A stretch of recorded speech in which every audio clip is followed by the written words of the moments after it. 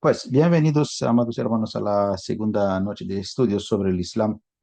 Es la segunda, no sabemos cuántas clases vamos a tener porque, como hemos dicho la vez pasada, sobre Islam se va a hablar mucho y sobre todo desde nuestros días en adelante. También yo soy uno de tantas voces que están hablando sobre el Islam, en contra del Islam y pro Israel. Así que el propósito de este tipo de clases que estamos tomando aquí juntos es la pura información, nada más. No estamos buscando contienda entre los pastores, entre ministerios, sino que al revés, estamos buscando el jihad, pero sobre todo informarnos. Piensen una cosa que yo os estoy poniendo a disposición a ustedes información para que ustedes sigan investigando e indagando a cuenta propia sobre este tema que es el Islam, los musulmanes y toda la política, ¿no? Todo lo que tiene que ver con este asunto. Así que, como os decía, no lo tomen, no lo tomen como muy algo como adoctrinamiento, nada que ver. Cada uno es libre de seguir pensando lo que ya piensa o pensaba o sabía. Solamente queremos que el Espíritu, el Ruach HaKodesh, nos guíe a cada uno. Y recuerden que cada información que podemos escuchar a mayores nos va a ayudar en estos tiempos cuando todos tenemos que estar en vigilia y saber discernir a los tiempos, porque estamos viviendo, al menos es lo que yo creo, ¿no? Estamos viviendo en los tiempos finales y es cuando las cosas empiezan a ponerse más claras para nosotros y también para el mundo. Pero nosotros, como que a nosotros nos fueron encomendados las palabras de la vida, hablo, ¿no? Así dice la palabra, que al pueblo de Israel le ha encomendado las palabras de la vida, entonces nosotros tenemos que tener mucho cuidado a la hora de presentar y predicar la verdad. Así que, amados hermanos, vamos esta noche con un tema que os he prometido la vez pasada sobre la bestia, ¿sí? Vamos a sacar unos mitos. Se han escrito toneladas de libros, se ha hablado sobre el tema más que nunca en toda la historia. Fue la preocupación de todos los profetas, discípulos, apóstoles, todo de eso. Así que no es que nosotros vamos a acabar con sacando conclusiones, pero tenemos que estar ahí ágiles y en vigilia sobre estas cosas. Vamos a desmontar hoy más seguro que unos cuantos mitos que la Iglesia Católica, como ya ustedes bien saben, ha venido pervirtiendo durante los casi siglos, sí, como 2 milenios, casi 18 siglos, ¿no? Desde el siglo IV para acá. Entonces, vamos a, a ver que la palabra de Adonai Elohim es simple, no es nada complicado. Vamos a ver que sencillas son unas cosas y que solamente se trata de poner la atención, sacarse las gafas que cada uno de nosotros tiene, denominacionales o históricas o de lo que sea, y enfocarnos en lo que es la palabra de Adonai Elohim. De hecho, prácticamente todos los estudios que yo tengo he escrito y que yo enseño en el Instituto Israelita Leftaf son, están edificados sobre lo que es la escritura solamente. Yo no uso otros libros porque bastante tenemos en la palabra de Adonai Elohim. Para, para entender y para hablar de lo que es la bestia, el anticristo, ¿no? El antimashiach, la ramera, uno de los pasos exegéticos es definir los conceptos. Entonces, para determinar cuáles son, eh, quién es el enemigo número uno del pueblo de Israel, del pueblo de Adonai, vamos a tener que mirar la palabra y llevar los versículos que hablan de los enemigos de Israel, porque desde estos enemigos del pueblo de Israel va a salir, según las profecías, lo que vemos en Daniel, un cuerno pequeño, que más adelante lo vemos como el antimashiach, el anticristo. Así que vamos con unos versículos para ver quiénes son primeramente los enemigos de Israel que al final, como sabemos, van a estar destruidos a la venida del Mashiach. Así que prácticamente todo lo que hay en la palabra, incluso el libro de Apocalipsis o los eventos que hay en el libro de Apocalipsis, todo empieza en la Torah, ¿no? En la ley de Adonai. Y vemos esto en Números 24, 14 del 17 al 20. Ahora yo estoy hablando aquí con ustedes, gente que ya conocen las escrituras. No es nuestro caso hablar ahora y leer toda la historia de Amalek y bueno, ustedes ya bien conocen todo lo que pasó. Solamente nos enfocamos ahora en lo que nos interesa. Y vemos aquí, ¿no? Yo me voy ahora a mi pueblo, por tanto, ven, te indicaré lo que este pueblo ha de hacer a tu pueblo en los últimos días. Sí, vamos a ver más adelante los últimos días qué significa en hebreo. Lo veo, más aún no ahora, lo contemplo, más no de cerca. Saldrá estrella de Jacob, se levantará cetro de Israel y herirá a los sienes de Moab y destruirá a todos los hijos de Set. Será tomada Edom, será tomada Seir por sus enemigos. Israel realizará grandes prodigios. De Jacob saldrá el vencedor y destruirá lo que quede de la ciudad. Al ver a Malek, pronunció esta profecía. Amalek es la cabeza de todas las naciones, mas al fin perecerá para siempre. Ya tenemos un primer indicio. ¿Cuál es el linaje que al final perecerá para siempre? ¿Y por qué? ¿Cuál es el linaje? Porque aquí, sobre todo, es una profecía que tiene que ver con los últimos días. ¿Sí? Por eso todo Amalek, claro que iba a perecer, como cualquiera de nosotros va a morir un día, pero hablamos aquí de una pérdida, un castigo eterno. Bueno, de momento vemos así que los enemigos de Israel que van a ser vengados son Edom, los hijos de Set, sienes de Moab, es decir, toda la descendencia de Esaú. De hecho, vamos a ver que eso pasa en todas las profecías. Uh, Vamos más atrás para ver quién es Esaú y Edom. Igual ustedes lo saben, pero pasamos rápido por los versículos. En Génesis 36 leemos que por eso Esaú, o sea, Edom, habitó en los montes de Seir. Estos son los descendientes de Esaú, padre de Edom, en los montes de Seir. Timna fue concubina de Elifaz, hijo de Esaú, y ella dio a luz a Amalek.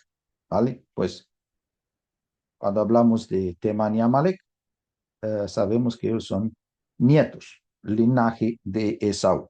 Cuando hablamos de los montes Seir, sabemos que ahí quien se sentó todo linaje de Esaú. Génesis 36. Para que la cosa sea más grave, vemos que eh, leemos aquí que estos son los jefes de entre los hijos de Esaú, hijos de Elifaz, primogénito de Esaú, los jefes Temán, Omar, Cefoth, Enath, Coré, Gatam y Amalek. Estos son los jefes de Elifaz en la tierra de Edom. Muchos de ustedes, si estudian la parasha, pasan por estos linajes. Los que no estudian la parasha en su iglesia, que sepan que son muy importantes todos los linajes que aparecen en la palabra de Adonai Elohim. ¿Por qué? Porque estos nos dan indicios sobre todos los eventos que hay, pasaron o pasarán en un futuro. Por eso siempre presten atención, porque no fue al azar todo escrito y cualquier linaje que está en la palabra de Adonai Elohim. Se quedaron ahí para que nosotros podamos indagar con facilidad. Para los que quieren ver dónde está, ¿no? Moab, ¿no? Edom, ¿no? Y los amalecitas tienen aquí una idea donde está, ven esta estrellita negra y más tirando ahí hacia el suroeste a Arabia Saudí. Esta es la zona desde aquel entonces cuando la palabra hablaba del linaje de Esaú. Como os decía en un principio, es muy importante aclarar esta frase, esta expresión idiomática en los últimos días. ¿Por qué? Porque en hebreo aparece como Beharit Hayom y significa los días finales, ¿sí? No, no se trata de últimos días de cualquier parte de la historia, sino que de los días finales, de los acontecimientos finales, escatológicos, como los llamamos nosotros en términos teológicos. Así que ustedes ya saben, cuando están interpretando los textos de la palabra, cada uno va al texto original y entonces cuando va al hebreo va a encontrar esta expresión. Esta expresión está usada por casi todos los profetas del Tanaj, así que hay que prestarle atención porque se está hablando específicamente de los días finales. Por eso es una expresión idiomática y no se refiere a últimos días de la semana o de un año o de alguna otra temporada, sino que a los fines de los tiempos. Vamos más allá, con más enemigos de Israel. Isaías 25:8 dice, destruirá a la muerte para siempre y enjugará a Adonai las lágrimas de todos los rostros, ¿sí? Y quitará la afrenta de su pueblo de toda la tierra. Pregunta, para quién vendrá Adonai? ¿Para quién va a venir él? ¿A quién le va a quitar la afrenta? A su pueblo de toda la tierra. Porque, dice, Adonai lo ha dicho. Se dirán aquel día, he aquí, este es nuestro Elohim, le hemos esperado y nos salvará. Este es Adonai. ¿A quien hemos esperado? Nos gozaremos y nos alegraremos en su salvación. ¿Por qué? La mano, ¿no?, de Yudhei Vajei se posará sobre este monte, pero Moab será pisoteado en su mismo sitio. Pregunta, ¿quién será pisoteado? Moab. ¿Vale? No, no dice aquí nada de China, de Estados Unidos, de Corea del Norte, de Rusia, de, yo qué sé usted, Argentina, no. Pero Moab será pisoteado en su mismo sitio como es pisoteada la paja en el estercolero. Y extenderá sus manos por medio de él como las extiende el nadador para nadar. ¿Vale? Y abatirá su soberbia y la destreza de sus manos, abatirá la fortaleza de tus altos muros, la humillará y la echará abajo hasta el polvo.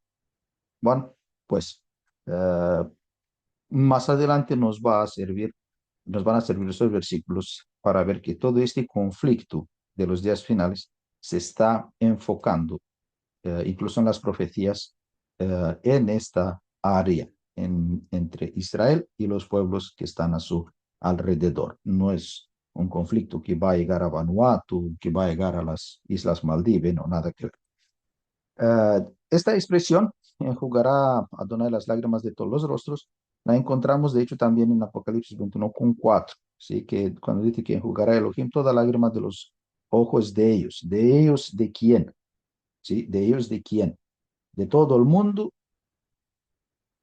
porque en Isaías dice, enjugará a Adonai las lágrimas de todos los rostros y quitará la afrenta de su pueblo de toda la tierra. Sí, no cualquier persona, igual han escuchado muchas prédicas, que eh, el hermano, el pastor, no sé qué, fue al Señor y ahora ahí le está limpiando, ¿no?, las lágrimas de los ojos, ¿no? No cualquiera, sino que su pueblo. Bueno, Abdias. En Abdias, no sé cuántas prédicas han escuchado últimamente ustedes de Abdias, pero en Abdias tenemos eh, los mismos versículos que nos hablan de quién van a ser vengados. Mas en el monte Sión habrá un resto que se salvará. Esto lo sabemos de Zacarías. Si no lo saben, lo vamos a ver más adelante. Será santo y la casa de Jacob recuperará sus posesiones. Por eso no van a poder recuperar sus posesiones, sus terrenos, sus territorios no prometidos a Abraham, su tierra. Nunca en la vida. Solamente eso pasará cuando Yeshua va a destruir, ¿no?, a todos sus enemigos. La casa de Jacob será como fuego. La casa de José será llama y la casa de Esaú estopa. ¿Sí? La casa de Esaú va a arder como estopa. Los quemarán y los consumirán, ni siquiera un resto quedará de la casa de Esaú. Imagínense, ni un resto. nada, todo el linaje de Esaú, prácticamente que son los musulmanes que hay hoy en día, va a estar consumida. Y después de la coma dice, ¿por qué? Porque Yud-Hei Vav-Hei lo ha dicho. Él lo ha dicho. Por eso va a pasar eso. Los de Negev poseerán el monte de Esaú y los de Sefela a los filisteos. Poseerán también a los campos de Efraín y a los campos de Samaria. Y Benjamín a Galad. Los cautivos de este ejército de los hijos de Israel poseerán de los cananeos hasta Sareb. Y los cautivos de Jerusalén, que están en Separat, poseerán a las ciudades de Negev. Y subirán salvadores al monte Sión para juzgar al monte de Esaú. El reino será de Adonai. Ven ustedes cautivos de Jerusalén. Va a haber cautivos de Jerusalén hasta la venida de Yeshua. Hasta la venida de Yeshua va a haber cautivos en Jerusalén. No van a parar estos conflictos. Solamente cuando se cumplan las profecías, ahí es cuando poseerán todas las ciudades de alrededor. Y el reino, así dice, el reino será de Yud-He Vav-He. ¿Dónde está la raíz de toda esta ira hacia Israel? Os he dicho que si queremos entender el libro de Apocalipsis, tenemos que entender primeramente la Torah, ¿no? La ley de Dios. Que la raíz de este conflicto entre Israel y Esaú, es en Génesis 27. Ya saben ustedes que ahí, hasta cuando dio la luz, Rebeca, Esaú y Jacob peleaban, y dice que más adelante aborreció Esaú a Jacob por la bendición con que su padre lo había bendecido, y dijo en su corazón, llegarán los días de luto por mi padre y yo mataré a mi hermano Jacob. Es decir, ahí es donde claramente empieza esta ira y persecución eh, por parte de Esaú hacia Jacob, hacia el pueblo de Israel. Y toda esta ira sigue hasta hoy en día, y de hecho nunca parará. Desafortunadamente nunca parará. Vamos, un detalle muy importante sobre el linaje de Esaú, que es muy importante saber. Dice, en Génesis 28 dice, y se fue Esaú a Ismael. Ya sabemos, Ismael, hijo que no era de la promesa, y dice, tomó para sí por mujer, además de sus otras mujeres, a Mahalat, hija de Ismael, hijo de Abraham, hermana de Nebayot. Jacob pues salió de Beerseba y fue a Harán. Así que no solamente que fue,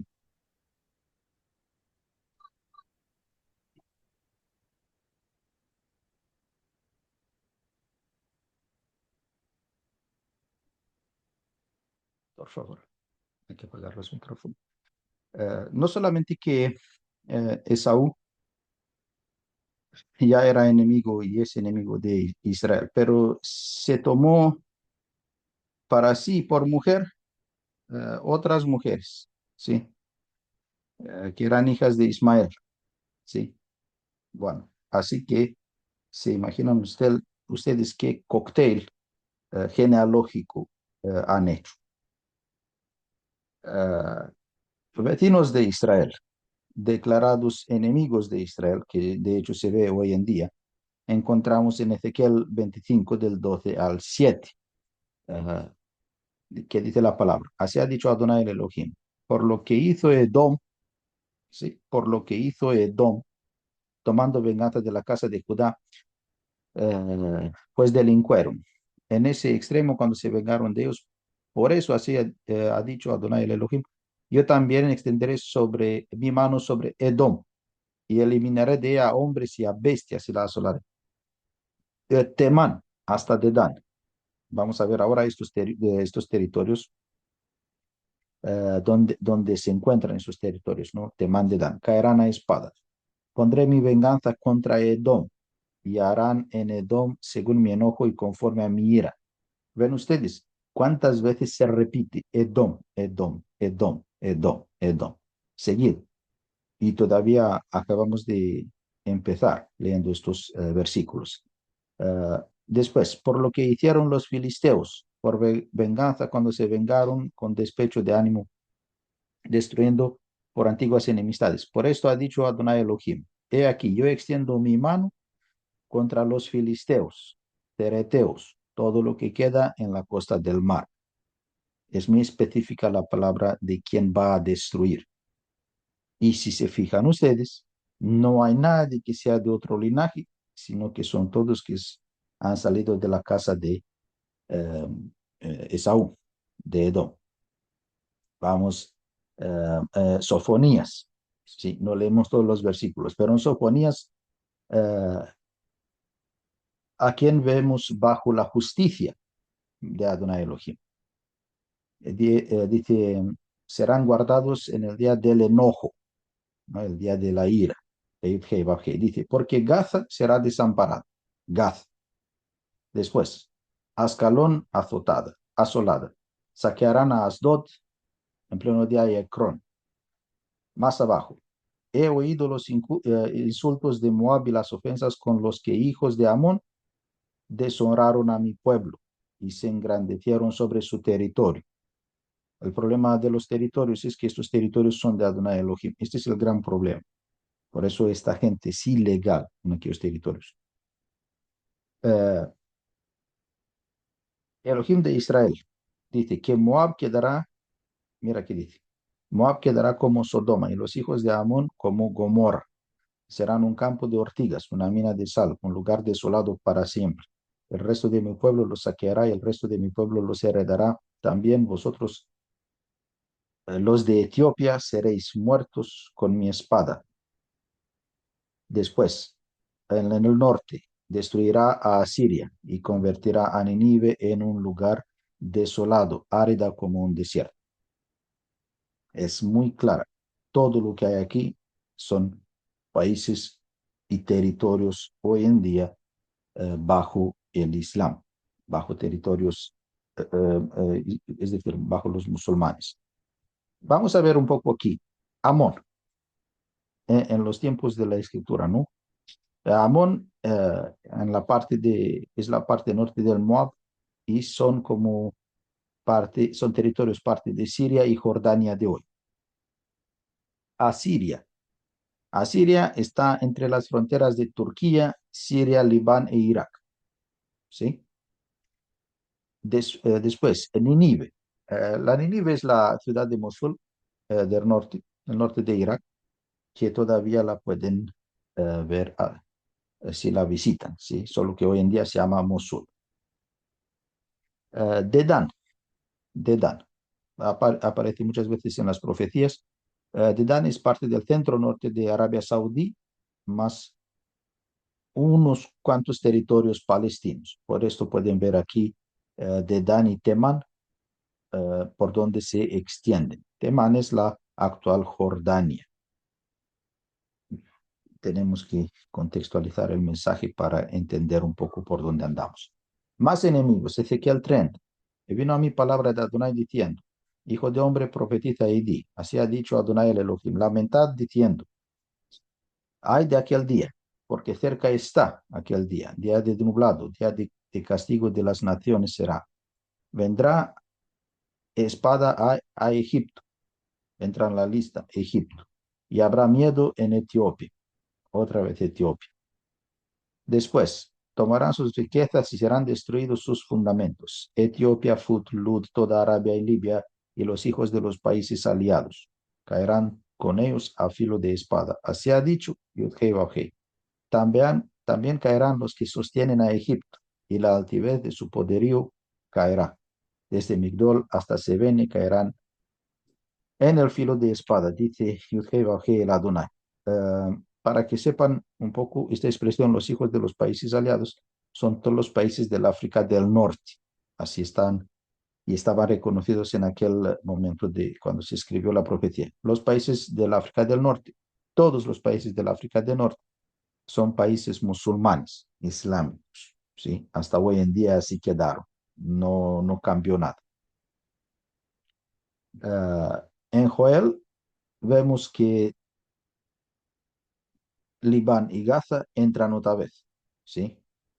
Y Tiro y Sidón y todos los territorios filisteos, los que, los que se van a unir a nosotros en la lucha contra el Islam aquí en Perú, van a recibir estos materiales para que puedan presentarlos y compartirlos con sus amigos, con sus congregaciones, comunidades, lo que sea. Isaías 34, de 5 a 9, porque vemos otra vez, porque en los cielos se embriagará mi espada, descenderá sobre Edom para juicio y sobre el pueblo de mi maldición. ¿Sí? Así Edom es llamado el pueblo de su maldición, así lo llama Elohim. Tiene un pueblo de bendición, el pueblo de Israel, y tiene a su pueblo de maldición, Edom. Es decir, no hay pueblo o linaje que sea de maldición, sino que es este único. Llena está de sangre y de grasa la espada de Adonai, sangre de corderos y de machos cabros, grasa de riñones, de carneros, porque Adonai tiene sacrificios en Bosra, vamos a ver ahora, y una gran matanza en tierra de Edom. Con ellos caerán búfalos, torros, becerros. Su tierra se embriagará de sangre y su polvo se llenará de grasa, porque es día de venganza de Adonai, año de retribuciones en el pleito de Sión. Sus arroyos se convertirán en breas, su polvo en azufre y su tierra en brea ardiente. Que vemos en Apocalipsis 19, de 11 a 16. Vemos que en el día de la ira, eh, eh, habla aquí, ¿no? Vamos a leer. Vi el cielo abierto y había un caballo blanco. El que lo montaba se llamaba Fiel y Verdadero, y con justicia juzga y pelea. Sus ojos eran como llama de fuego. En su cabeza tenía muchas diademas y tenía escrito un nombre que ninguno conocía sino él mismo. Estaba vestido de una ropa tenida en sangre, y su nombre es la palabra de Elohim. Los ejércitos celestiales vestidos de lino finísimo, blanco y limpio, los seguían en caballos blancos. De su boca sale una espada aguda para herir con ella a las naciones, y él las regirá con vara de hierro. Él pisa el lagar del vino con furor y de la ira del Elohim Todopoderoso. En su vestidura y en su muslo tiene escrito un nombre: Rey de Reyes y Señor de los Señores. ¿Sí? ¿Por qué tenía la ropa llena de sangre? Porque tiene que cumplirse la profecía de Isaías 63. ¿Sí? En Apocalipsis 19 se cumple la profecía de Isaías 63, que dice: ¿quién es este que viene de Edom, de Bosra, con vestidos rojos? Este vestido con esplendidez, eh, que marcha con la grandeza de su poder. Yo, el que hablo en justicia, grande para salvar. ¿Por qué es rojo tu vestido y tus ropas son como las del que ha pisado en un lagar? Y dice: he pisado yo solo el lagar de los pueblos, nadie había conmigo. Los aplasté con ira, los pisoteé con furor. Su sangre salpicó mis vestidos y manché todas mis ropas, porque el día de la venganza está en mi corazón. El año de mis redimidos ha llegado. ¿Sí? Por eso eh, eh, vemos en Apocalipsis que hay esta gran matanza. ¿De dónde? Pregunta, ¿de dónde viene? ¿De dónde viene? ¿Dónde hay esta gran matanza? Dice de Edom, no dice de Bosra, no dice que viene de Estados Unidos, no dice que viene de Rusia, no dice que viene del Vaticano, no, sino que viene de Edom, que sabemos que Bosra es la capital del antiguo Edom, que hoy en día se llama Petra, y está en Jordania.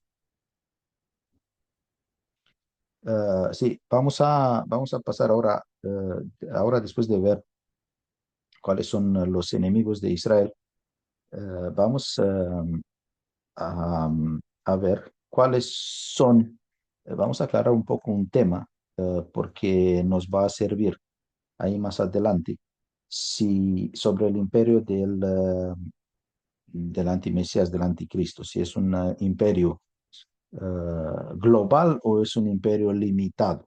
¿sí? Porque es muy importante esta aclaración, porque todo el mundo está pensando que va a haber un imperio global del antimesías y vamos a ver si eso va a ser posible. Por la lógica no, por la lógica no que eh, el enemigo, el adversario, el Hasatán no puede tener dominio todo sobre toda la tierra. El rey de la tierra y dominio completo de la tierra tiene nuestro Abba, nuestro Padre. Entonces, no es el caso del anticristo, ni le daría a él toda la tierra en las manos del enemigo. Pero vamos a ver por qué se creó esta confusión durante el tiempo. No digo que la enseñaron así a propósito, igual antes por escasez de mucha información no entendieron bien. Pero lo repito, fue también mucha influencia de la Iglesia Católica durante el tiempo que ha pervertido todo concepto hebreo, toda la palabra, la interpretación hebrea, y se han separado y han formado, ¿no?, su propia religión antisemita. Bueno, vamos a empezar a ver cuál es el imperio de Antimesias. En Daniel 7,7 dice que después de esto miraba yo en las visiones de la noche y vi la cuarta bestia, espantosa, terrible y en gran manera fuerte. Todo el mundo está con esta pregunta desde hace siglos: ¿quién es la cuarta bestia? ¿De dónde sale? Y por dónde está ubicada. Dice que tenía unos grandes dientes de hierro, devoraba y desmenuzaba, pisoteaba las obras con sus pies, y era muy diferente de todas las bestias que había visto antes de ella, y tenía 10 cuernos. Ya saben ustedes, en la estatua aparecen cuatro bestias ahí, se habla de ellas, habla Daniel poco antes, pero y eran los imperios, ¿no?, que hubieron antes, ¿no? Eran, griego, macedonio, bueno, pero la pregunta siempre quedó: ¿quién era la cuarta bestia? Sabemos que dice la palabra que tenía 10 cuernos. Y dice, los 10 cuernos significan que de aquel reino se levantarán 10 reyes. Y tras ellos se levantarán otro, el cual será diferente de los primeros, y derribará a 3 reyes. Hablará palabras contra el Altísimo. A los santos del Altísimo quebrantará y pensará en cambiar los tiempos y la ley, la Torah, y serán entregados en sus manos hasta tiempos y medio tiempo. Vamos con calma, ¿sí? 10 cuernos, y dice que los 10 cuernos significan que de aquel reino se levantarán 10 reyes, ¿vale? 10 reyes, tómalo como hoy en día 10 presidentes. 7,20, Daniel. Asimismo, acerca de los 10 cuernos que tenía en su cabeza y del otro que le había salido, ante el cual había caído 3. Este mismo cuerno tenía ojos, una boca que hablaba con gran insolencia y parecía más grande que sus compañeros. Sí, de estos 10 cuernos sale uno. Me paré sobre la arena del mar y vi subir del mar una bestia que tenía 7 cabezas y 10 cuernos. Ahora estamos entrando en lo que es la bestia. Tenemos que definir lo que es la bestia, cómo es la bestia, de dónde viene la bestia, qué significa esta expresión. Y en sus cuernos tenía 10 diademas, y sobre sus cabezas nombres de blasfemia. Esto lo pone en Apocalipsis 13,1, casi lo mismo como Daniel 7,20. Apocalipsis 17,3 dice: me llevó el Ruach al desierto, y había una mujer sentada sobre una bestia escarlata, llena de nombres de blasfemia, que tenía 7 cabezas y 10 cuernos. ¿Sí? Aquí sabemos que las visiones hay que interpretarlas. Resulta que el imperio del antimesías es una alianza de 10 naciones, que vemos más en Apocalipsis, lo mismo que en Daniel. El ángel me dijo: ¿por qué te asombras? Yo te dije el misterio de la mujer y de la bestia que lleva, la cual tiene 7 cabezas y 10 cuernos. Los 10 cuernos que has visto son 10 reyes que aún no han recibido reino, pero recibirán autoridad como reyes por una hora, juntamente con la bestia. Hermanos, ¿por qué eran 10 reyes que no habían recibido reino? porque eran países que ni siquiera no estaban formados, ¿sí? Y los 10 cuernos que viste y la bestia aborrecerán a la ramera, la dejarán desolada y desnuda, devorarán sus carnes y la quemarán con fuego. Ya vemos que la ramera es un asunto que prácticamente dura muy poco, eh, porque ya va a aparecer, ¿no? Va a tener como una hora de poder, por eso no le den mucha importancia a la ramera y a toda esa clase de ecumenismo religioso que hay, porque eso va a durar muy poco. El imperio del anticristo, vemos que es una alianza de 10 naciones. No nos dice en ningún lugar en la palabra que es una alianza de más de 10 reyes, ¿sí? Esto, ahí hablamos de un español básico, ¿no? Hablando en un español básico, podemos entender tranquilamente estos versículos de Daniel y Apocalipsis. Por eso os he seleccionado estos versículos que hablan del mismo tema y repiten prácticamente estas ideas, que la bestia es nada más un reino, ¿no? Una coalición, vamos a, una alianza, le decimos como sea, de 10 reyes, de 10 países, para decirle así, hoy en día nuestro lenguaje. No vemos el imperio del anticristo, una alianza de 200 picos países que hay hoy en día. Vamos a ver por qué la expansión militar del imperio del anticristo es limitada. Dice que al cabo del tiempo el rey del sur contenderá con él y el rey del norte se levantará contra él como una tempestad, con sus carros y gente de a caballo y muchas naves, entrará por las tierras, las invadirá y pasará, entrará en la tierra gloriosa y muchas provincias caerán, pero escaparán de sus manos. Edom, Moab y la mayoría de los hijos de Amón. Extenderá su mano contra las tierras y no escapará el país de Egipto. Ya vemos que hay conflictos. No es una coalición global, porque fíjate cómo dice Daniel, pero noticias del oriente y del norte lo atemorizarán al anticristo.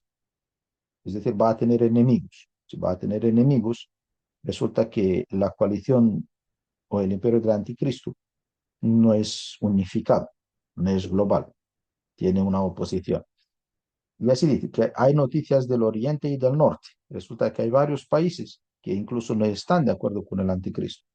Y dice que saldrán con gran ira para destruir, y saldrá con gran ira para destruir y matar a muchos. Entonces, eh, cuando dice que matar a muchos, no matar a todos. Vale, ya vemos otra vez que él está en conflicto. El anticristo está en conflicto. No es un ejército global, no puede estar en conflicto consigo mismo. Si fuera global, no estaría en conflicto consigo mismo. Lo que pasa aquí con Anticristo es que él va a tener varios conflictos, no solamente con Israel, lo que significa que no va a tener como su imperio global. Mira también que dice Daniel 9:26. Dice, después de 62 semanas se quitará la vida al Mesías y nada ya le quedará. El pueblo de un príncipe que ha de venir destruirá la ciudad y el santuario. Su final llegará como una inundación y hasta el fin de la guerra durarán las devastaciones. Pues un rey con autoridad absoluta, como se dice que va a ser el anticristo, como así nos enseñaron, ¿no? Si él fuera con autoridad absoluta, no estaría en guerra con nadie. Las guerras existentes demuestran que el anticristo no controla cada nación. Hay gobiernos que se oponen y hacen resistencia, no solamente Israel. Y resulta que el anticristo no controla los ejércitos de estos gobiernos. Por eso, aquí concuerda lo de Daniel 9 con los otros versículos de Daniel, donde dice que es una alianza solamente de 10 naciones, no es una alianza global de países. Apocalipsis 13:4 dice la misma cosa, ¿no? Y adorarán al dragón que había dado autoridad a la bestia y adorarán a la bestia diciendo, ¿quién como la bestia y quién podrá luchar con ella? ¿Vale?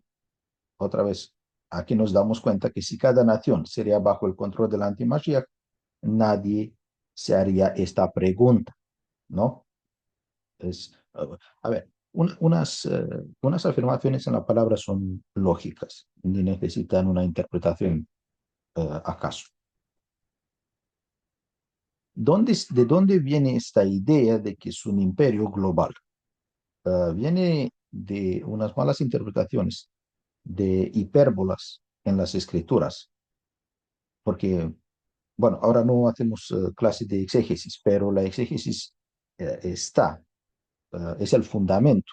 La exégesis y la crítica textual son el fundamento para la interpretación de las escrituras. Entonces, en un texto podemos tener un lenguaje literal, otro figurativo, podemos tener muchos estilos literarios como hipérbolas, alegorías, y bueno, según el contexto determinamos todo eso. Por eso hay, hay muchos versículos que contienen hipérbolas y hay que entenderlos e interpretarlos como es debido. Os voy a dar un ejemplo de hipérbolas ahora para entender cuando llegamos a los versículos que hablan del anticristo, ¿sí? Porque hay muchos versículos que dicen que todas las naciones, todos los territorios, todo, ¿sí? Y pensamos que, wow, el anticristo va a estar en cualquier esquina del planeta, en cualquier tribu de por ahí, de por la selva en Brasil, de caníbales. No, nada que ver.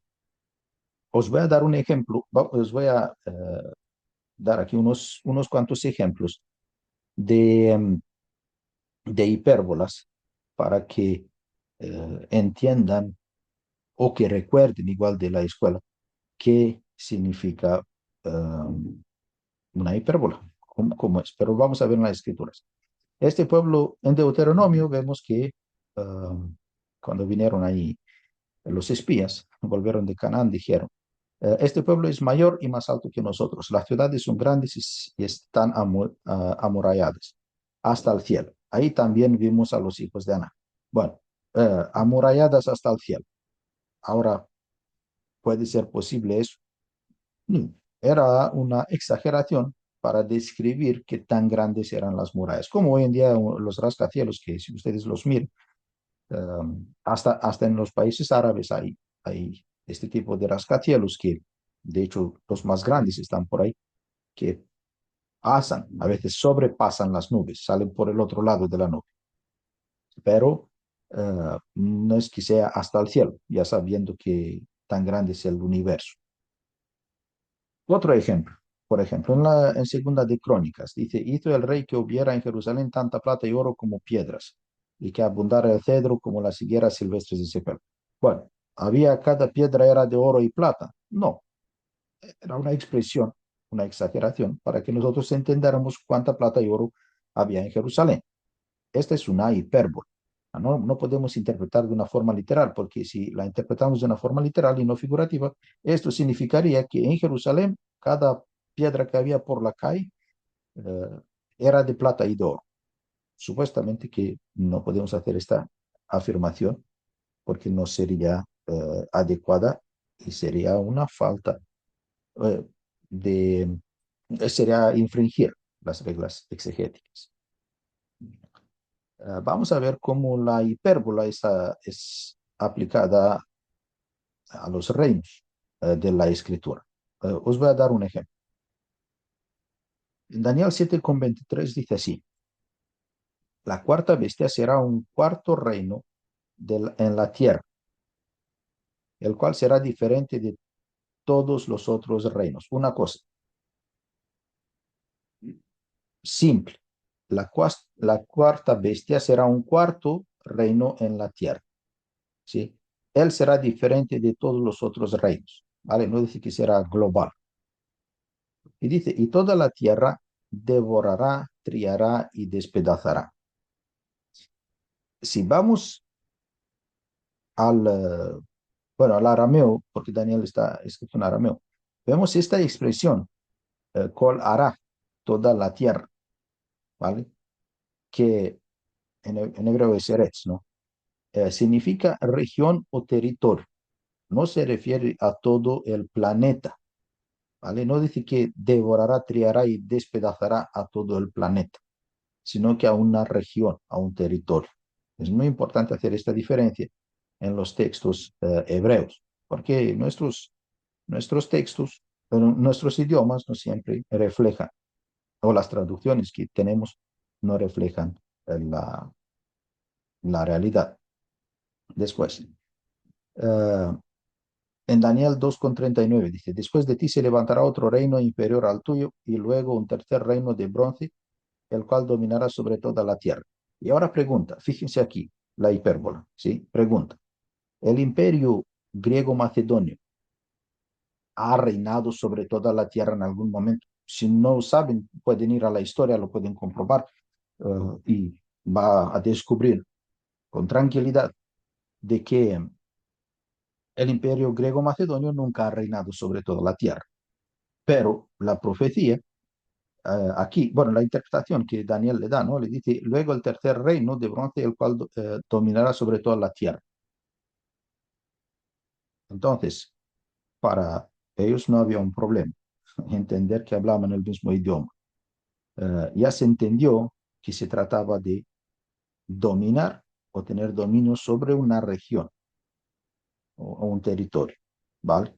Y no sobre toda la tierra. Por eso vamos a ver que las mismas expresiones eh, eh, están para el anticristo también. Vamos a ver otros ejemplos de hipérbolas, de momento. Daniel 8,5. Mientras yo consideraba esto, un macho cabrio venía del lado del poniente sobre la faz de toda la tierra, sin tocar tierra. Y aquel macho cabrio tenía un cuerno notable entre sus ojos. Otra vez. El macho cabrio, ¿no? Dice que venía del lado del poniente sobre la faz de toda la tierra sin tocar la tierra. Es decir, era un salto, porque hablaba de estos dos, de Macedonia a India. Bueno, vamos a ver, podemos tomar esta expresión de una forma literal. ¿Hay algún macho cabrio que dé un salto tan grande como de Macedonia a la India sin tocar la tierra? No, ¿vale? Es una hipérbole, es una exageración para que nosotros entendamos la dimensión de este imperio. Um, otra hipérbole en Daniel 2, de 36 a 38. Dice, este es el seno. También la interpretación de él diremos en presencia del rey. Tú, rey, eres rey de reyes. Se hablaba de Nabucodonosor en ese contexto, ¿vale? Igual conoce. Porque el Elohim del cielo te ha dado reino, poder, fuerza y majestad, donde quiera que habitan hijos de hombres, bestias del campo y aves del cielo. Él los ha entregado en tus manos y te ha dado el dominio sobre todo. Tú eres aquí a cabeza de oro. Bueno, pregunta otra vez. Nabucodonosor ha reinado sobre toda la tierra en algún momento. ¿Su imperio ha estado sobre toda la tierra? No. ¿Sí? Solamente que él estaba reinando sobre lo que había en aquella región, ¿vale? Sobre todo el poderío y sobre las naciones que había en aquella región, no sobre toda la tierra.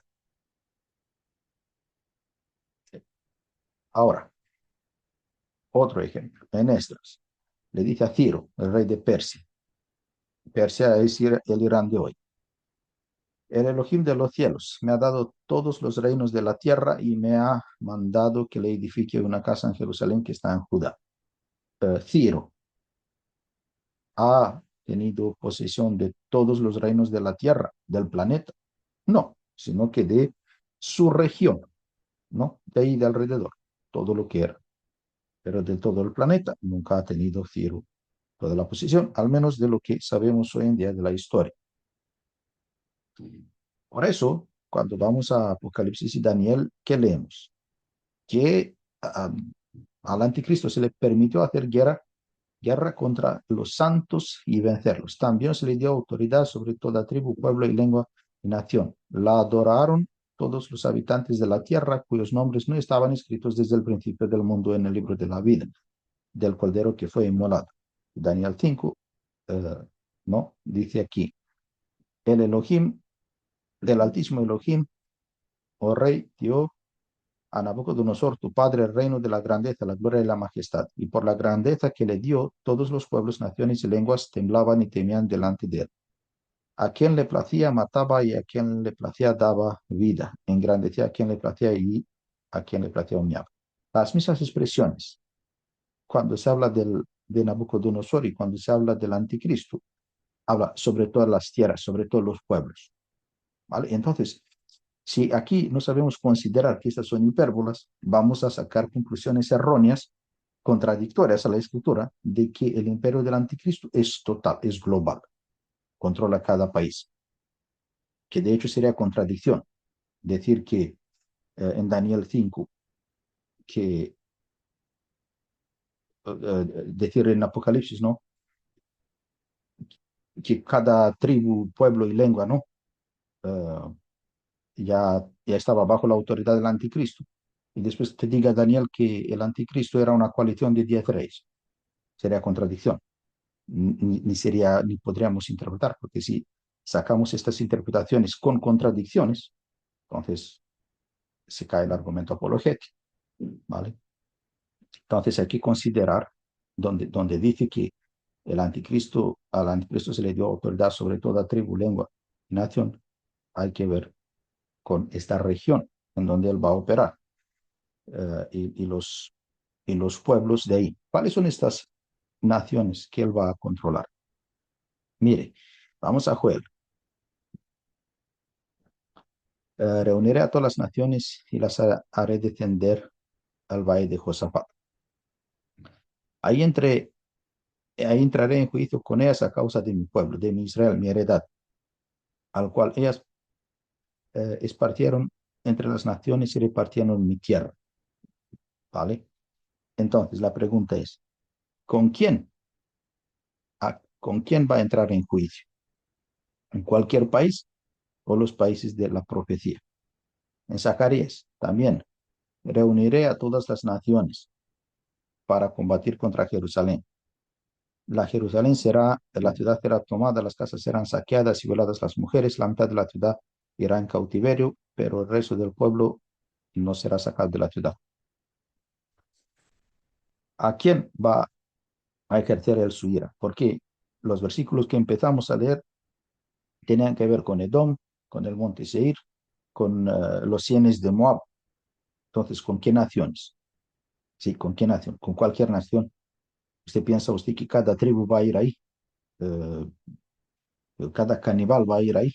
No, sino que todas las naciones que son parte de su ira, descendencia de Edom, ¿sí? De Esaú, más de Ismael, porque estos dos ya hicieron ahí una combinación de linaje. Mire, Joel va más específico. Juntaos y venid, naciones de todas de alrededor, ¿vale? De alrededor de Israel, y congregaos. Haz venir ahí, eh, a tus fuertes, despiértense las naciones y suban al valle de Josafat, porque ahí me sentaré para juzgar a todas las naciones de alrededor. Ahora la palabra empieza a ser específica. ¿Qué naciones van a estar juzgadas? Las de alrededor de Israel. Vamos a ver otros más versículos. Ahí. Eh, en Zacarías, ¿no? Y yo pongo a Jerusalén como una copa que hará temblar a todos los pueblos de alrededor. También contra Judá, cuando se ponga sitio a Jerusalén. En aquel día pondré a los capitanes de Judá como brasero de fuego, entre la leña y como antorcha ardiendo entre las gavillas. Consumirán a diestra y siniestra a todos los pueblos de alrededor. Sí, estos no van a viajar al polo norte, mientras los habitantes de Jerusalén otra vez vivirán en su propia ciudad. Zacarías, ¿qué dice Zacarías? Entonces se reunirán las riquezas de todas las naciones de alrededor, ¿vale? Alrededor de Israel.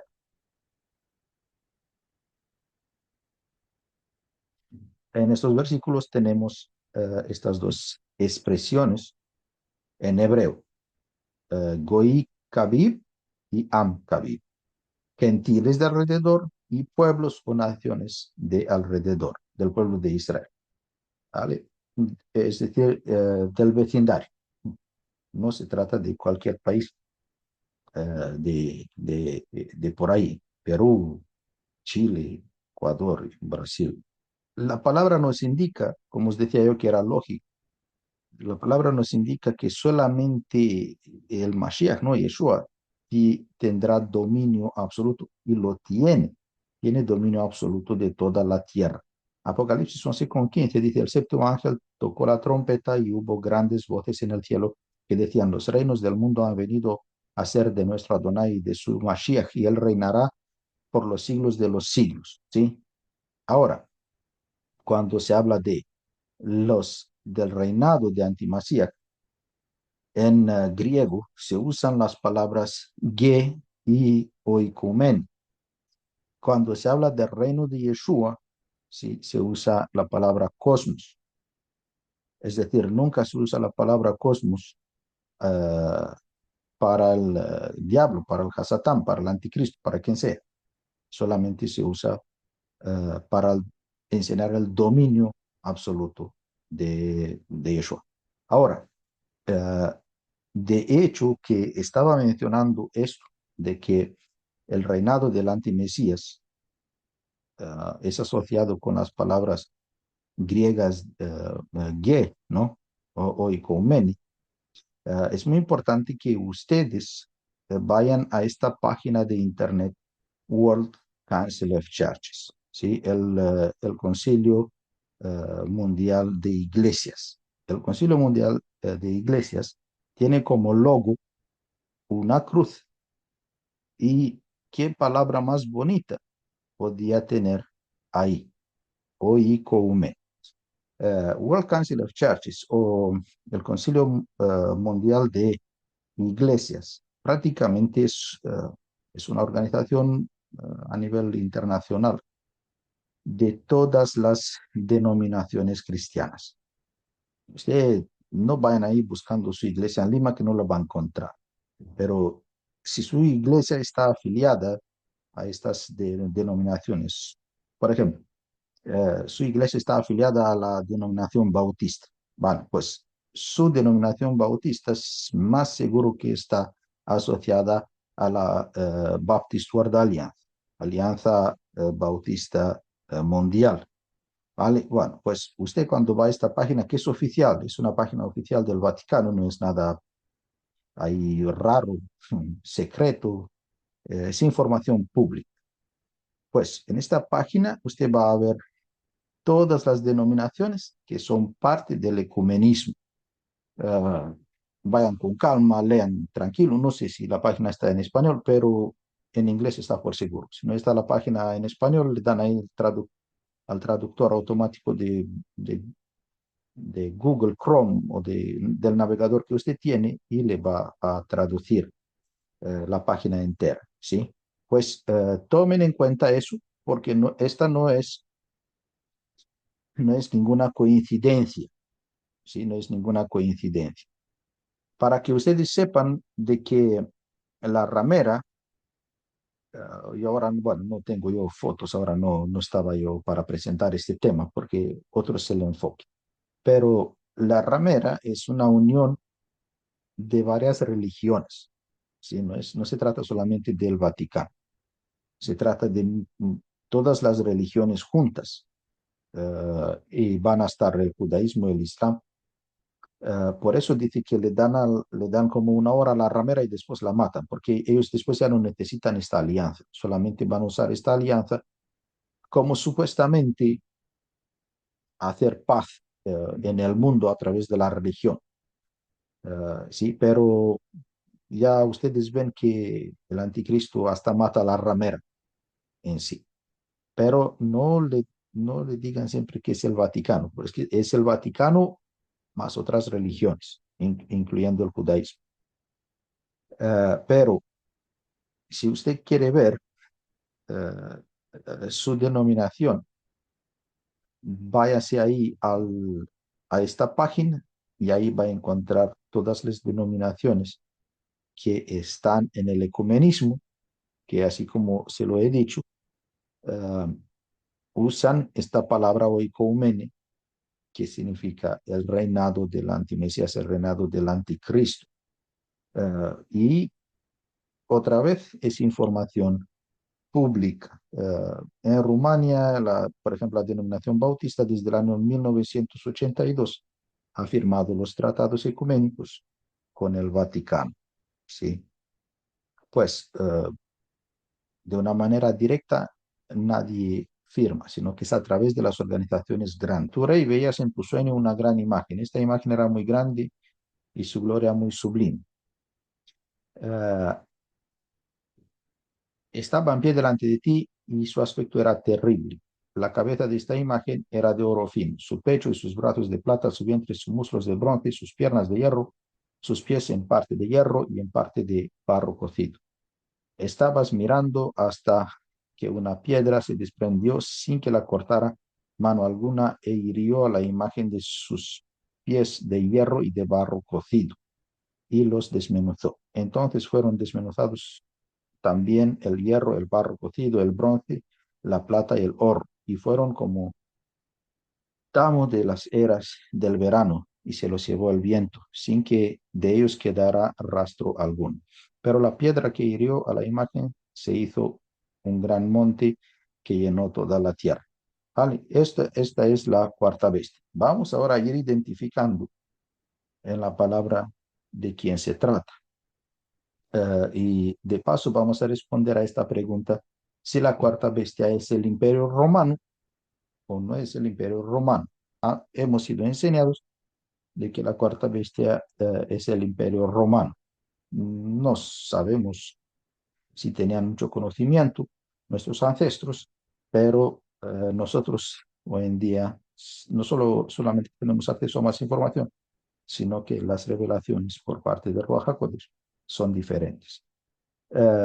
Daniel 2:40 y 7:23 dice así, y el cuarto reino será fuerte como el hierro, y como el hierro desmenuza y rompe todas las cosas, así él lo desmenuzará y lo quebrantará todo. 7:23, la cuarta bestia será un cuarto reino uh, en la tierra, el cual será diferente de todos los otros reinos y a toda la tierra devorará, triará y despedazará. Vamos a ver ahora si los primeros tres reinos, ya vimos, ¿no? Babilónico, Medo-Perso y Grecia, hicieron sus desastres. Pero vamos a ver si el Imperio Romano pega con esta descripción. El Imperio Romano conquistó aproximadamente un tercio de las regiones de Babilonia, Medo-Persia y Grecia. ¿Sí? Es decir, el Imperio Romano no conquistó las regiones o los imperios de Babilonia, Medo, Persia y Grecia. En cambio, la profecía dice que, mira, dice, la cuarta bestia será diferente de todos los otros reinos y conquistará los otros reinos, ¿no? Pero aquí vemos que nunca han conquistado más que un tercio de estos reinos. Después, el Imperio Romano nunca llegó a las dos capitales persanas, Ecbatana y Persépolis. ¿Sí? Es decir, nunca ha conquistado el Imperio babilónico. Es decir, solamente se acercó en sus 1500 años de existencia. eh, las fronteras del Imperio Romano han estado a 800 kilómetros oeste de Babilonia. ¿Vale? Entonces, otra vez, no cuadra con la descripción de Daniel del Imperio Romano. En esta región no se ha levantado ningún otro imperio cohesionado que merezca ser considerado el cuarto imperio. ¿Vale? Y por otro lado, el Imperio Romano era un imperio más selecto, más cultural, aunque usaba la fuerza, pero no era tan salvaje, según lo describía ahí Daniel. Ahora, eh, el, el imperio que es cuadra con la descripción que hay en Daniel es el califato islámico, ¿sí? Y vamos, quiero que ustedes vayan conmigo a la historia primero para que vean cómo han sido las cosas.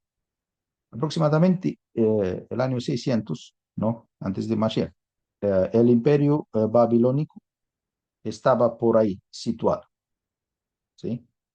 Después viene el imperio medo-persa y conquista este, ¿sí? Lo conquista, según dice Daniel. Viene después el imperio griego y conquista al medo-persa, ¿sí? Y ahora, según el profeta, tiene que venir otro imperio que conquiste esto, el imperio griego-macedonio. Lo que pasa es que cuando viene el imperio romano, la cosa está diferente, está del otro lado, es decir, no conquista nada de los otros imperios. En cambio, el califato islámico, miren ustedes, que conquista todo, ¿sí? Hasta el imperio romano lo conquista. En Daniel 2:43 vemos que un detalle muy importante. Dice que así como viste el hierro mezclado con barro, así se mezclarán por medio de alianzas humanas, pero no se unirán el uno con el otro, como el hierro no se mezcla con el barro. ¿Qué dice Daniel aquí? Usa la palabra mezcla. Cuando habla de la cuarta bestia, dice que es mezcla de barro, ¿no? Con hierro. Y cuando usa esta palabra en arameo, esta palabra en arameo de mezcla es árabe. Y no es solamente una palabra que habla de mezcla, sino que habla exactamente de una identidad. La misma palabra eh, aparece en Primera de Reyes 10:15, cuando se habla de los reyes de Arabia. ¿Sí? A Arabia le dicen Ereb, en hebreo. En Nehemías, otra vez, en arameo se usa esta palabra, uh, en hebreo se usa esta palabra Ereb, no dice mezclados con los extranjeros, Ereb, los árabes, ¿sí? Por eso la indicación en el libro de Daniel de quién es la cuarta bestia es muy clara, de que es una nación, es una eh, bestia que viene por alianzas humanas, ¿sí? De árabes con todo el mundo. Por eso, hermanos, ellos se mezclan en muchos países. En Europa, uy, ya desde hace mucho tiempo, hablamos desde los años 70 empezaron, o antes de eso, en Alemania los turcos están antes de la Segunda Guerra Mundial y están mezclados con los europeos, con todo eso, con el propósito de conquistar, de ser muchos, de multiplicarse. En Francia, por eso, una de sus estrategias es llevarse mujeres de otros países, de otros pueblos. Es parte de la estrategia. Y hacerles muchos niños, hijos, por eso se llevan 3, 4 o varias, depende de cuántas pueden mantener. Por eso su idea no es de tener familia y de jugar con los niños, sino que es solamente un propósito reproductivo para que sean muchos, para que tengan un ejército fuerte. Sobre cómo la visión de qué es una mujer, cómo tratan a la mujer, el matrimonio y todo eso vamos a ver el próximo jueves en el estudio de toda la filosofía del Islam. Ustedes van a ver que las mujeres son tratadas como animales, no como humanos, con fines de servir, ¿no? A estos intereses militares que tienen ellos. Y los mismos intereses, el mismo tratamiento que ellos aplican a sus mujeres islámicas, el mismo tratamiento aplican a las mujeres que se casan con ellos, ¿sí? Es decir, por eso es muy importante tomar actitud para que ellos no avancen, porque si avanzan por esta vía, van a hacer muchos estragos en un país. Um, el cuerno pequeño, ¿sí? Dice que después de esto miraba yo en las visiones de la noche y vi la cuarta bestia, espantosa, terrible y en gran manera fuerte, la cual tenía unos grandes dientes de hierro, devoraba y desmenuzaba, pisoteaba las sobras con sus pies y era muy diferente de todas las bestias que había visto antes de él. Y tenía 10 cuernos. Mientras yo contemplaba los cuernos, otro cuerno pequeño salió entre ellos y delante de él fueron arrancados 3 cuernos de los primeros. Este cuerno tenía ojos como de hombre y una boca que hablaba con gran insolencia. Los 10 cuernos significan que de aquel reino se levantarán 10 reyes y tras ellos se levantarán otros, el cual será diferente de los primeros y derribará a 3 reyes, ¿vale? Es que lo que prácticamente veía Daniel era el califato islámico que después se iba a dividir, ¿no? En varios reyes. Bueno, pero cabe aquí la duda en Daniel 9:26.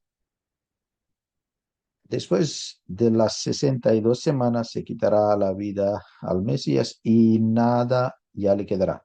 El pueblo de un príncipe que ha de venir destruirá la ciudad y el santuario. Su final llegará como una inundación y hasta el fin de la guerra durarán devastaciones. Ahora todo el mundo dice, ay, pero vamos a ver, eh, el templo y la ciudad de Jerusalén, ¿quién la derrumbaron? ¿Quién la conquistaron? ¿Quién hicieron ahí el estrago? No eran los musulmanes, porque los musulmanes vinieron en el siglo VII y fue cuando vinieron y pusieron ellos la mezquita ahí. Pero quien ha destruido a Jerusalén, ¿no? Conforme en Daniel 9:26, era el Imperio Romano. Y de aquí sale la teoría que supuestamente la cuarta bestia era el Imperio Romano. Pero la pregunta es, ¿quién conquistó? ¿O de verdad conquistó el Imperio Romano? ¿O fue el Imperio Romano detrás de esta conquista y del derrumbamiento del templo en el año 70? ¿Qué dice la historia? Por ejemplo, uh, Publius Cornelius Tacitus dice que Tito César encontró en Judea 3 legiones, la quinta, la décima y la decimoquinta. A estas añadió a duodécima, procedente de Siria, y algunos hombres pertenecientes a la 18ª y tercera, que había retirado de Alejandro. Esta fuerza estaba acompañada por un fuerte contingente de árabes que odiaban a los judíos con el odio habitual de sus vecinos. Estos son parte uh, de las armadas que vinieron en contra de Jerusalén. Flavius Josephus dice, entonces Vespasiano envió a su hijo Tito por tierra a Siria, donde reunió las fuerzas romanas y un considerable número de auxiliares de los reyes de aquella vecindad. Y Malco, rey de Arabia, ¿sí? Envió 1.000 jinetes, además de 5.000 hombres de a pie, la mayor parte de los cuales eran arqueros. De modo de que todo el ejército, incluidos los auxiliares enviados por los reyes, así como los jinetes y los hombres de a pie, contaba, sumados todos ellos, con 60.000 hombres. ¿Vale? Estos son unos cuantos relatos, hay varios relatos históricos, no podía yo poner ahora todos los relatos que hay, pero eran contingentes árabes, ¿sí? Que fueron enviados. Aunque estuviera ahí el Imperio Romano no hizo el esfuerzo de mudarse sus tropas de Roma hacia Jerusalén. Eso sería un gasto tremendo. Entonces, dejaron a quienes, a los contingentes árabes. Y fíjense ustedes un poco, ¿qué legiones había ahí? Había la legión quinta de Macedonia, en Judea o Moesia. Después, la legión décima, fretenses, de Siria, apolinares, de Siria, fulminata, de Asia Menor y Siria, de Egipto, la gálica, de Siria. ¿Quién ha destruido a Jerusalén? Eran todos musulmanes, árabes, es decir, procedencia, linaje de Esaú.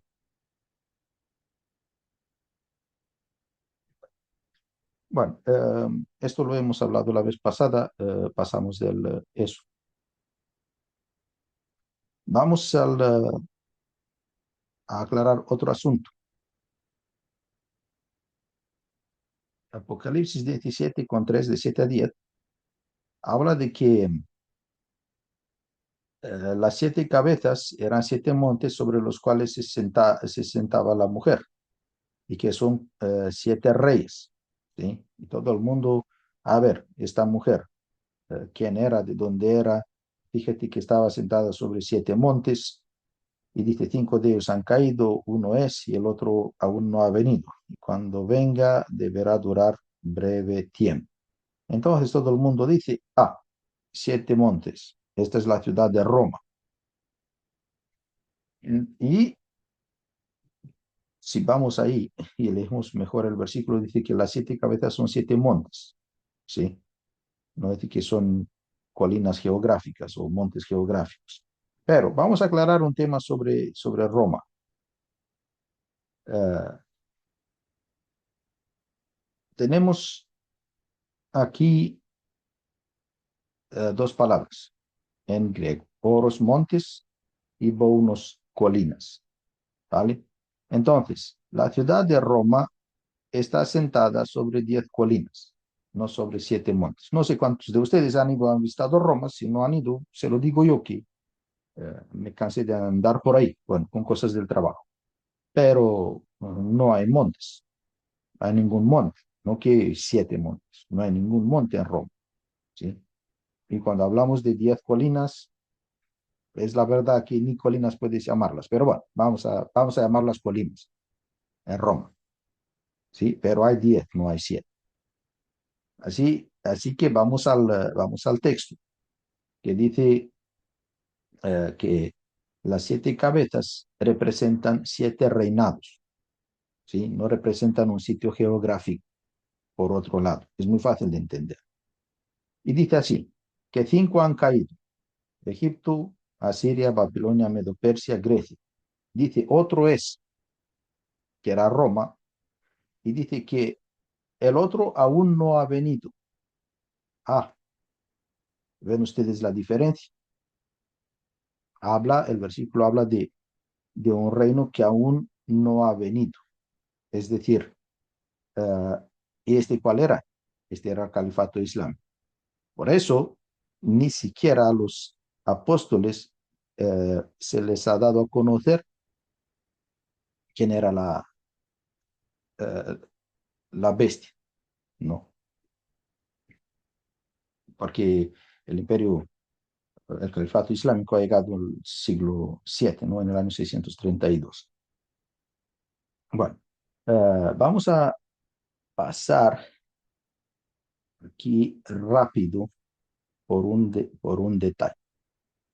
Si vamos al texto griego, en los manuscritos, ¿sí? Yo os hablo ahora de los manuscritos, no os hablo de cualquier texto griego del Nuevo Testamento que usted encuentra en Internet, sino que a los manuscritos. Recuerden que la crítica textual es parte de la exégesis, de la interpretación de la escritura, y uno tiene que leer directamente en los manuscritos, no en los interlineares que hay por Internet, sino que en los manuscritos.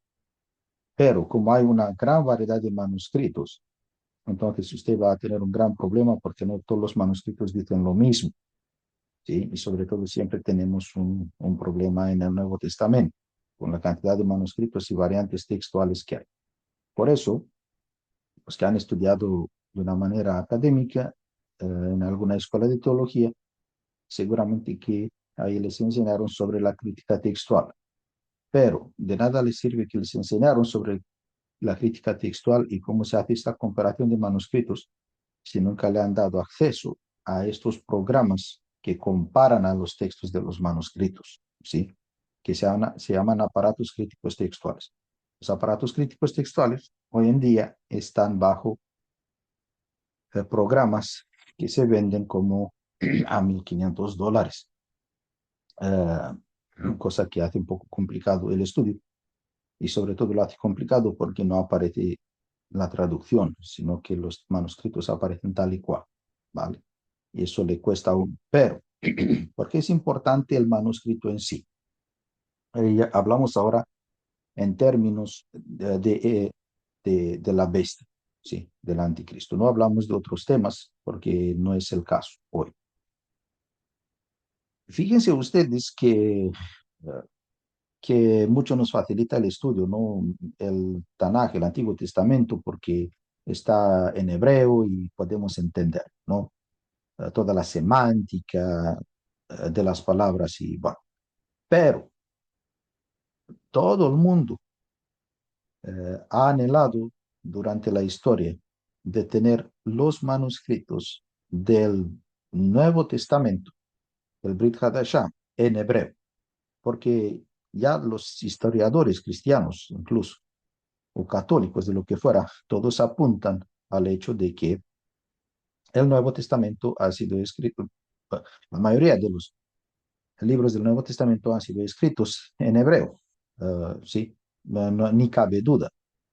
Hasta han encontrado en arameo, por ejemplo, el Evangelio de Mateo. Hasta en el Talmud leemos que los evangelios estaban en hebreo y los judíos quisieron prenderles fuego, pero no prendieron fuego a los evangelios porque como estaban en hebreo y tenían el nombre santo, el nombre Kadosh de Elohim, Yud-Heh Vav-Heh, entonces tuvieron miedo y así fue que el Nuevo Testamento se salvó de las manos de los rabinos y no fueron quemados estos libros. Y después, hasta incluso la Iglesia Católica ha traído uh, el Evangelio de Mateo en arameo desde la India. Hasta en la India lo tenía. Creo que en una expedición en el 1941. Pero ¿por qué? ¿Por qué el Eterno? Fíjense ustedes, porque esta es la gran pregunta. ¿Por qué no nos ha dado a nosotros uh, esta revelación de ver algún manuscrito en hebreo del Nuevo Testamento y de por qué en griego? ¿Sí? Y vamos a entender de por qué. Porque cuando se habla, aquí estamos en el Códice Vaticano, cuando se habla de la marca de la bestia, ¿sí? En griego, en el manuscrito aparece escrito de esta forma, ¿sí? La ven aquí. Entonces, esto, este signo que usted ve aquí, este es el nombre de Alá en árabe, tal y cual, ¿sí? Tal y cual usted lo ve aquí. Ese es el nombre de Alá en árabe, ¿sí? Voy a poner eso mejor, ¿vale? Uh, aquí se puede distinguir mejor esta secuencia en griego con el nombre de Alá en árabe, ¿vale? Vamos más allá. No sé cuántos saben, pero bueno. Esta es la declaración de fe islámica, ¿sí? Que usted la ve tal y cual la ve escrita en muchos sitios, en muchos lugares, hasta si va a algunos restaurantes y por todos los lados la hay. En esta declaración de fe, ¿qué tenemos? ¿Qué tenemos? Justamente tenemos lo de aquí atrás, ¿vale? Estas letras que son el nombre de Alá en árabe, ¿vale? Y que cada letra sumada nos da el número de 666, ¿sí? Como de hecho la vemos aquí desglosada. Ahora fíjense ustedes, cuando hacen la Guerra Santa, ¿sí? Es la manera de usar ellos estas capuchas que se ponen, ¿no? Cuando usan la Guerra Santa. Y justo en la frente les aparece esta declaración de fe que incluye, ¿ven? El nombre de Allah, ¿vale? Por eso no se estresen ustedes con eh, todo tipo de chip y cosas, porque no tiene nada que ver, ¿sí? Y la usan también en la mano. Y después también eso lo pueden ver en algunas monedas y cosas así. En conclusión, hemos visto hoy, resumiendo, los enemigos del pueblo de Israel, que todos eran países y linajes árabes, musulmanes, los musulmanes hoy en día. Hemos visto que el imperio del anticristo es un imperio limitado, no es un imperio global, para que haga estragos globales. Hemos visto que el anticristo no va a salir del Vaticano, ni la cuarta bestia es el Vaticano, ni siquiera la ramera es el Vaticano, ¿no? Que es un cúmulo de varias religiones. Y después hemos visto de que también tampoco la marca de la bestia tiene que ver con el Vaticano, según la Iglesia Adventista, y que la marca y el nombre tiene que ver con el mundo árabe, islámico. Ahora, vamos a dejar abiertas las preguntas, los comentarios, y recuerden que sí, es un estudio en donde he presentado información, pero no es que sea completo, no es que se hubiera dicho todo, ¿me entienden? Sí, vamos a tener tiempo para eh, hacer las cosas de una mejor forma. Así que os dejo a ustedes, a cada uno, no sé, levanten la mano y vamos a ir aclarando si hay que aclarar algo o si alguien quiere añadir algo, mencionar. Ahí, con amor.